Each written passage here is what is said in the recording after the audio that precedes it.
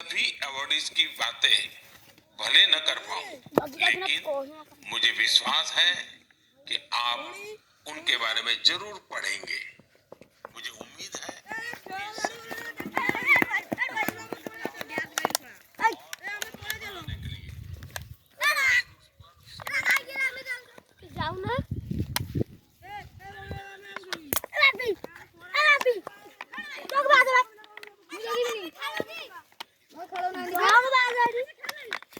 App है ई संजीवनी।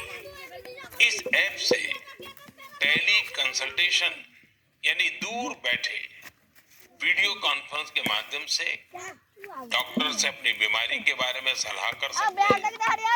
इस app का उपयोग करके अब तक टेली कंसल्टेशंस करने वालों की संख्या 10 करोड़ के आंकड़े